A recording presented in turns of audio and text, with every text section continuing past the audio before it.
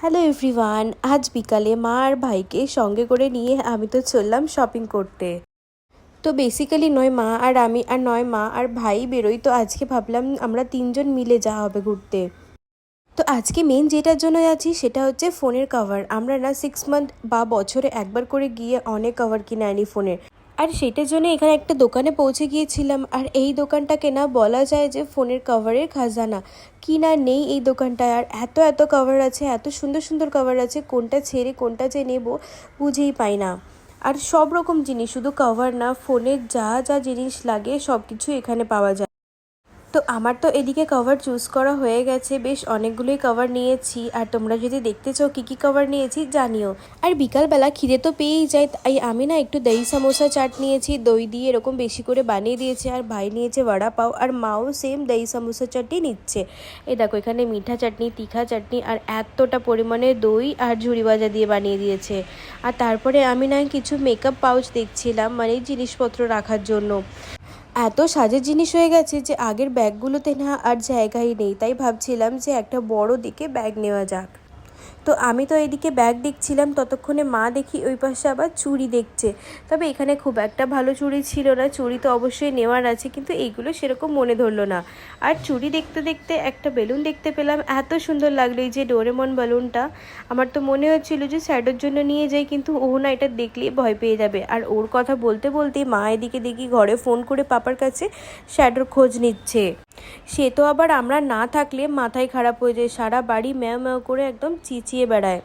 তো তাড়াতাড়ি করে মা আর ভাই ওইদিকে চলে গেল, আর আমি ভাবলাম যে তাহলে আমি মার্কেটটা একটু ঘুরেই দেখি, এক্ষুনি আর বাড়ি যাচ্ছি না।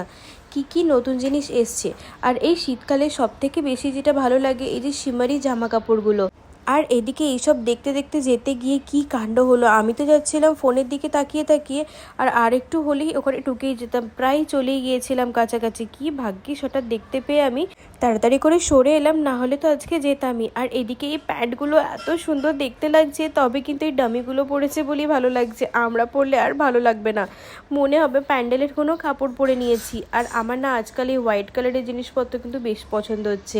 আর এই ইয়াররিংসটা এত ভালো লাগলো, কি সুন্দর ঝুনঝুনি মতো ইয়াররিংস, কিন্তু এর দাম যা বললো, এর নাকি দাম বললো 1600। আচ্ছা আপনারাই বলুন, এই ইয়াররিংসগুলোর কি এত দাম হতে পারে? এইগুলো নাকি আবার 1200 করে। আমি তো বাবা রেখে দিয়ে আগের দিকে দৌড়ে পালালাম। 1600 টাকা দিয়ে ইয়াররিংস পরবো, তারপরে দেখবো যে আমার কানটাই কি কেটে নিয়ে চলে গেছে। তো আমি তো এখানে কিছু ব্রেসলেটস দেখছিলাম, আর ছোট ছোট এই রিংসগুলো কিন্তু বেশ লাগে। আর এর মধ্যে থেকে পছন্দ করে আমি একটা নিয়েও নিয়েছি। তারপরে এদিকে বেরিয়ে দেখি কিউট কিউট নাইট ড্রেসগুলো, এগুলো এত সুন্দর লাগছে, আমি তো দেখছিলাম, আর প্রিন্টগুলো কিন্তু বেশ লাগছে। তারপরেই চোখ ঘোরাতে এখানে এই ব্লু কালারের ব্যাগটা তো নজর কাড়লো, কি দারুণ কালারটা না। আর এখন যেহেতু ওয়েডিং সিজন চলছে, যেদিকেই চোখ ঘোরাচ্ছি সেদিকেই খালি লেহেঙ্গা আর লেহেঙ্গা। তবে লেহেঙ্গার পাশে আমার এই বুটগুলো কিন্তু এতটাই মনে ধরেছে যে আমি ওখান থেকে আর আসতেই পারছিলাম না। চারিপাশে দেখছি এই ধরনের প্যান্ট কিন্তু বেশ উঠেছে। আর এইসব জামাগুলো দেখলেই সবার প্রথমে না আমার দৃষ্টির কথাই শুধু মনে পড়ে, কারণ ওর ফিগারে এইসব ড্রেস বোধহয় মানাবে। আর ব্যাগগুলো কিন্তু বেশ লাগছিল। আমার মায়ের তো এই সিলভার কালারের ব্যাগটা খুব পছন্দ হয়েছে, আমি ফটো তুলে নিয়ে গিয়ে মাকে দেখাচ্ছিলাম। আর এই দোকানটার পরেই দেখি লাইন দিয়ে পুরো চারিদিকে সোনার দোকান। বাপরে, সোনার দোকান দেখলেই না এখন মনে হয় যে কোথায় দৌড়ে পালাবো। প্রায় 10টার মতো সোনার দোকান পরপর আমি এখানে দেখতে পেলাম। না না, এ যা দেখছি এখানে আর দাঁড়ানো যাবে না, তাড়াতাড়ি বাড়ি যাই। আর বাড়ি যেতে গিয়ে এই লেহেঙ্গাগুলো দেখতে পেলাম। আর এরকম টাইগার প্রিন্টের লেহেঙ্গা কেই বা পরে, আবার আমার তো খুব অড লাগলো।